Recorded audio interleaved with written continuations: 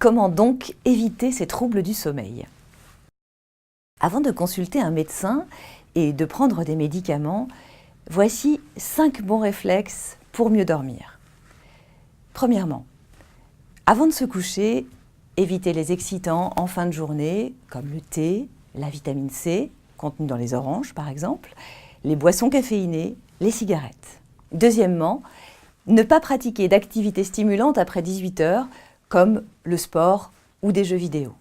Troisièmement, réduire l'activité du cerveau avant de se coucher en écoutant une musique douce par exemple, ou en se massant les tempes.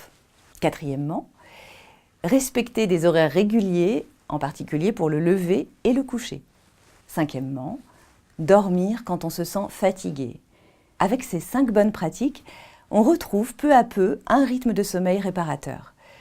Et si on se réveille dans la nuit, voilà 3 conseils pour retrouver le sommeil. Premièrement, se lever et faire quelque chose qui détende, comme marcher, boire un verre d'eau ou lire. Deuxièmement, se recoucher dès qu'on a envie de dormir. Et troisièmement, se lever définitivement si le réveil a lieu tôt le matin, ce qui va habituer le corps à bien dormir en dehors des heures de veille. Alors parfois, ce n'est pas suffisant et il faut consulter. Quand doit-on consulter un médecin?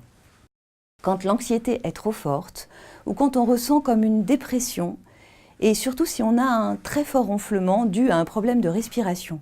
Dans tous les cas, il faut consulter un médecin qui peut prescrire des médicaments, des antidépresseurs ou des anxiolytiques qui aident à retrouver le sommeil et s'apaiser ou proposer des examens. Attention, ces médicaments ont des effets secondaires non négligeables. Une somnolence durant la journée avec des conséquences sur le travail, des troubles passagers de la mémoire ou de l'équilibre avec des risques de chute chez les personnes âgées. Ils ne sont donc pas obligatoires et sont à prendre avec précaution. Si vous souhaitez en savoir davantage sur le fonctionnement du sommeil, téléchargez la fiche détaillée qui accompagne cette vidéo.